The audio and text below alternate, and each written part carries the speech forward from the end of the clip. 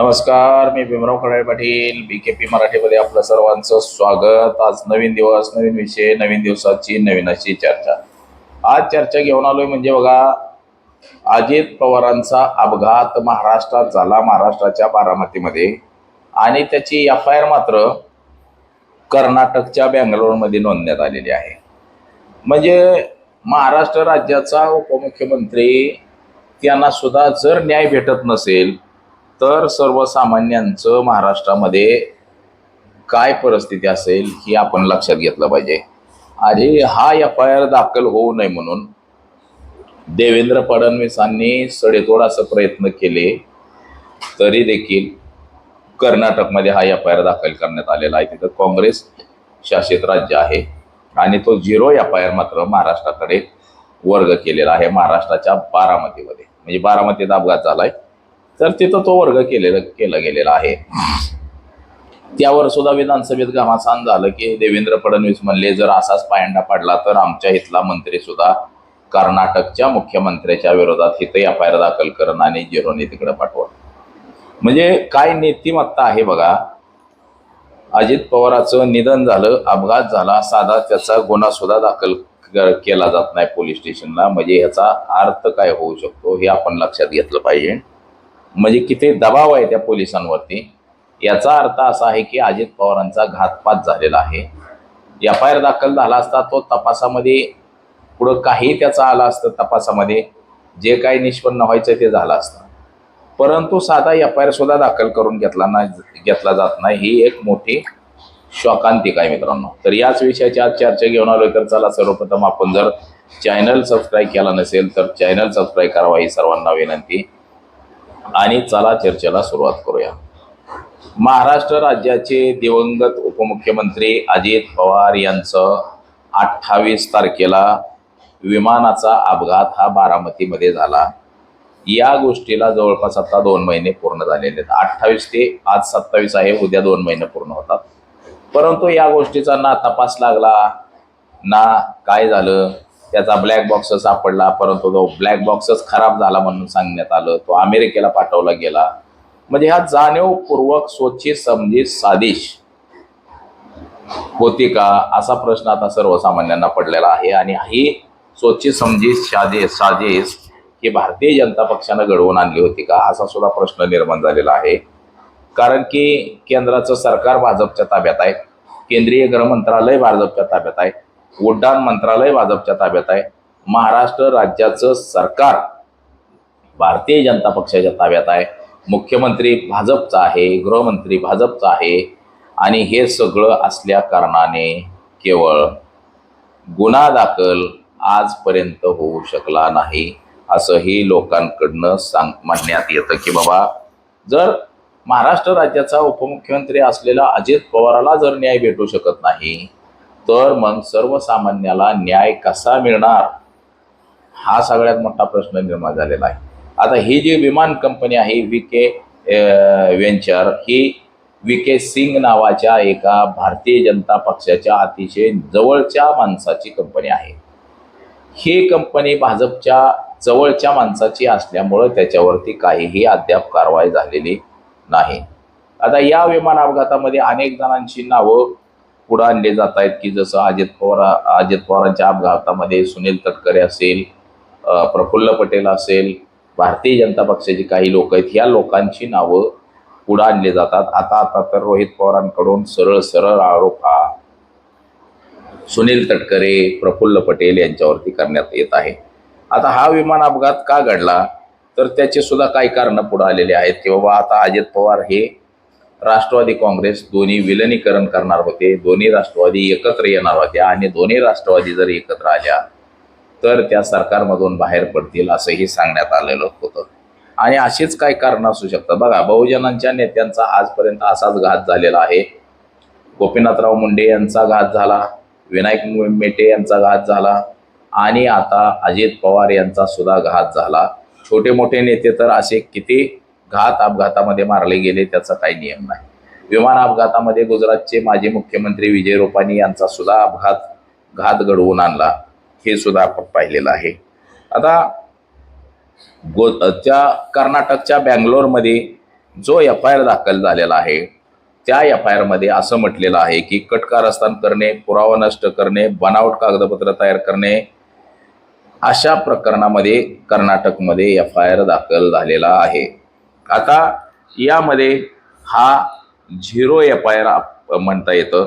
Zero FIR म्हणजे आपण ज्या भागामध्ये असो किंवा आपला जर कोणी जिथं असन आपण तिथं आपण हा FIR दाखल करणे आणि तो FIR त्या पोलीस स्टेशनला तो वर्ग केला जातो, त्याला झिरो FIR असं म्हणतात. म्हणजे अजित पवारांच्या अपघात प्रकरणी जे रोहित पवार आजपर्यंत जे आवाज उठवत होते त्या आवाजाला कुठंतरी यश आले असं एकंदरीत आपल्याला म्हणता येईल. आता रोहित पवार यांनी बँगलोरला का FIR नोंदवला, तर त्याची कारणं सुद्धा आपण पाहिलेली आहेत की महाराष्ट्रामध्ये FIR हा नोंदवला गेला नाही. मुंबईमध्ये प्रयत्न करण्यात आला FIR नोंदवण्याचा, त्याचबरोबर बारामतीमध्ये FIR नोंदवण्याचा प्रयत्न करण्यात आला, परंतु तिथं सुद्धा FIR दाखल करून घेतला नाही. मग रोहित पवारांनी राहुल गांधी यांची भेट घेतली आणि राहुल गांधी यांना हे सगळं सांगितल्यानंतर राहुल गांधींना सांगितलं की आपल्याला जर न्याय हवा असेल तर तो कर्नाटकमध्ये न्याय मिळू शकतो. म्हणून कर्नाटकच्या बँगलोरमध्ये हा झिरो FIR दाखल करण्यात आला आणि त्याच्यामध्ये कटकारस्थान करणे, पुरावे नष्ट करणे, कागदपत्र गहाळ करणे अशा प्रकारचा गुन्हा कर्नाटकमध्ये नोंदलेला आहे आणि त्याचा तपास आता महाराष्ट्र पोलिसांकडे आलेला आहे आणि त्यातले त्यात तो बारामती पोलिसांकडे हा FIR आलेला आहे. आता हा 23 मार्च रोजी म्हणजे वार सोमवारी हा गुन्हा कर्नाटक पोलिसांनी दाखल करून घेतलेला आहे. त्या विमानामध्ये तांत्रिक बिघाड असेल, लँडिंगची परवानगी असेल, ज्या ज्या काय गोष्टी आहेत म्हणजे संशयजन्य गोष्टी आहेत या सगळ्या गोष्टींवरती हा FIR मध्ये त्याचा उल्लेख केलेला आहे आणि त्या FIRच्या आधारे बारामती पोलीस म्हणजेच पुणे पोलीस हे तपास करू शकतात. आता याच्यामध्ये CIDची सुद्धा एंट्री झाली होती असं आपण त्याच्या बातम्या वगैरे ऐकल्या होत्या की बाबा CIDनं आता एंट्री केलेली आहे किंवा अजून कुणी एंट्री केलेली आहे, परंतु ह्याच्यामध्ये अजून तरी काहीही झालेलं नाही. CID आलेलं नाही, कोणीच काय तपास कुठलाच हा तपास म्हणजे कुठल्याच परिस्थितीमध्ये तपास नसल्याचं आपल्याला एकंदरीत कळतंय. आता ज्या पण कुठल्या विमानाचा अपघात होतो त्यावेळेस त्या विमानाचं जो ब्लॅक बॉक्स असतो त्या ब्लॅक बॉक्समध्ये आतलं सगळं संभाषण रेकॉर्ड करण्यात आलेलं असतं. त्याचबरोबर ते जे विमान असतं त्या विमानाला जर काय प्रॉब्लेम असेल तर तो प्रॉब्लेम सगळा त्या ब्लॅक बॉक्समध्ये डाटा रेकॉर्ड केला जातो. तसंच आतलं जे बोलणं आहे हे बोलणं सुद्धा सगळं त्या विमानामध्ये रेकॉर्ड केलं जातं. तर हा ब्लॅक बॉक्सच खराब झाला म्हणून सांगितलं गेलेलं आहे. हा ब्लॅक बॉक्स जळून गेलाय असं सांगण्यात आलेलं आहे. आता हा जर ब्लॅक बॉक्स जळाला असेल तर म्हणजे काय परिस्थिती आहे मला सांगा. ब्लॅक बॉक्सच जळून गेला म्हणून सांगितलं गेलं.